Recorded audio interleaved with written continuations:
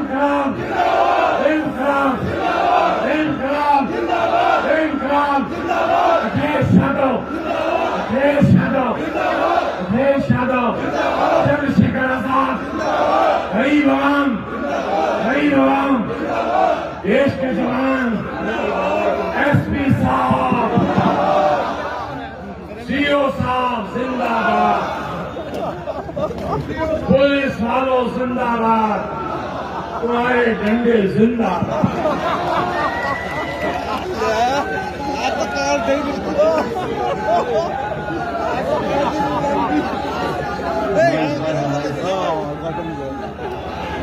Samajwadi party के और भी वरिष्ठ नेता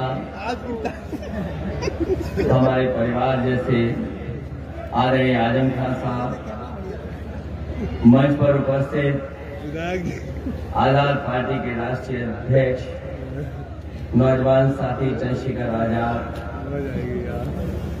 हमारे साथ विधायक अब्दुल आजम खान साहब, विधायक नसीर अहमद खान साहब, अदीब आजम और मंच पर उपस्थित समाजवादी पार्टी के और हमारे आप के प्रत्याशी आसिम रजा साहब, एसटी हसन सांसद और मंच पर बैठे हुए सभी समाजवादी पार्टी के नेता, आरएलडी के अध्यक्ष, इस कार्यक्रम में उपस्थित बड़ी संख्या में हमारे आदरणीय बुजुर्ग, माताएं, बहनें, नौजवान साथी, पत्रकार बंधु, मैं सबसे पहले आप सबका बहुत बहुत धन्यवाद और आभार प्रकट करूंगा।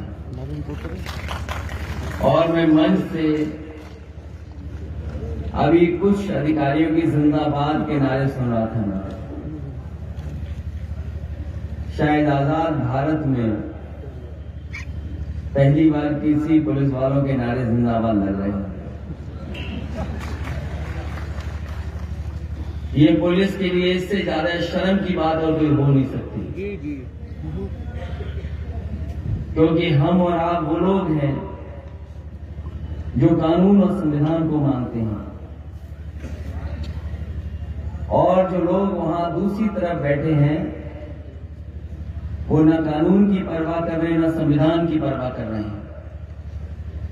हम में और उनमें इतना ही फर्क है कि हम और आप जो इस आजाद देश को हमारे पूर्वजों ने, हमारे बुजुर्गों ने जो हमें संविधान दिया, हम संविधान को मान करके हम संविधान के दायरे में रह रहे हैं, और जिनसे हमको लड़ना पड़ रहा है, जिनके बारे में हमें आज जिंदाबाद बोलना पड़ रहा है,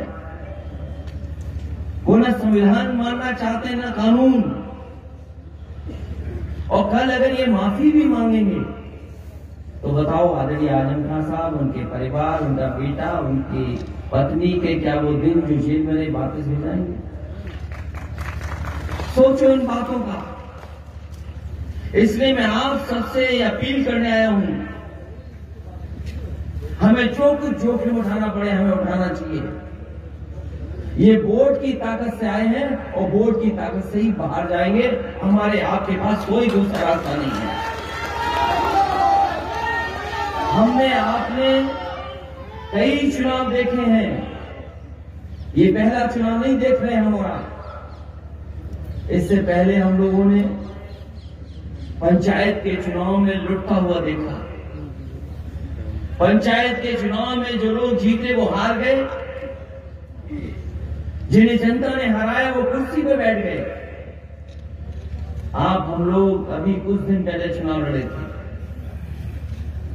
ये पहली बार लोकतंत्र में ऐसी तस्वीर नजर आ रही है कि जिसके साथ जनता खड़ी थी वो चुनाव हार गए, और जिनकी रैलियों में, सभाओं में कुर्सी खाली थी उन सत्ता में बैठ गए आकर के।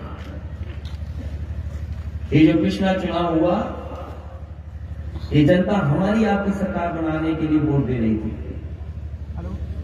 सरकार हमारी आपकी सुन गई। हमारी आपकी सरकार होती तो शायद हमको आपको ऐसे दिन नहीं देखने पड़ते।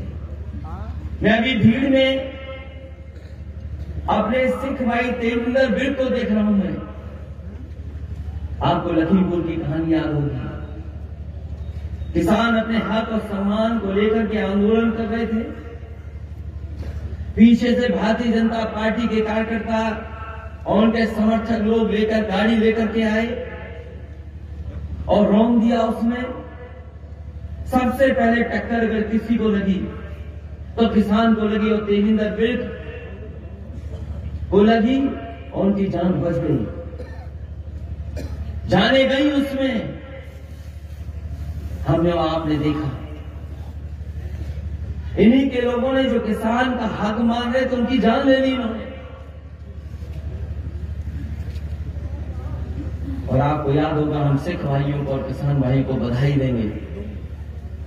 उनकी ताकत एक थी, एकजुट हो गए और जैसे ही सरकार को पता लगा कि एक है और एक होकर के वोट डाल देंगे तो इनकी सरकार चली जाएगी, तो आपको पता होगा रातों रात देश के प्रधानमंत्री माफी मांगने आ गए। देश से माफी मांगी, किसानों से माफी मांगी, वो काले कानून वापस हो गए। ये कोई एक विधानसभा का चुनाव नहीं है। आपको हमको कोई ये कह सकता है कि एक विधानसभा का चुनाव है।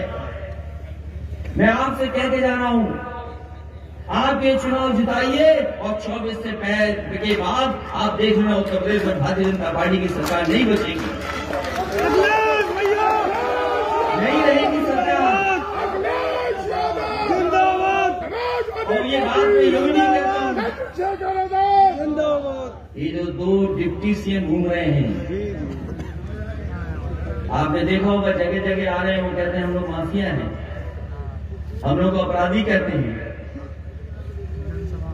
वो दोनों शक्ल में कि कब मुख्यमंत्री बन जाए। मैंने पहले भी ऑफर दिया और मैं आदरणीय आजम खान साहब से कहता हूं कि रामपुर से भी ऑफर देके जा रहा हूं मैं, लाओ अपने 100 विधायक, हम 100 विधायक आपके साथ तैयार है, सरकार बना लो और मुख्यमंत्री बन जाओ। क्या डिप्टी सीएम बने घूम रहे हो? डिप्टी सीएम ने क्या रखा है बताओ? जो अपने विभाग के एक सीएमओ डॉक्टर का ट्रांसफर न कर पाए, वो डिप्टी सीएम है। एक दूसरे डिप्टी सीएम है, उनका विभाग बदल दिया और जिस विभाग में वो मंत्री बने उस विभाग का बजट ही नहीं है। हम तो उन्हें ऑफर देने आए हैं। हम ऑफर देते हैं हमारे 100 विधायक पूरे आपके साथ, जब चाहो तब मुख्यमंत्री बन जाओ। हम लोग इंतजार नहीं करना चाहते और हम लोग नहीं बनना चाहते। जहां तक सवाल चुनाव का है, ये डरा क्यों नहीं आप? क्योंकि वोट आपका जाता है।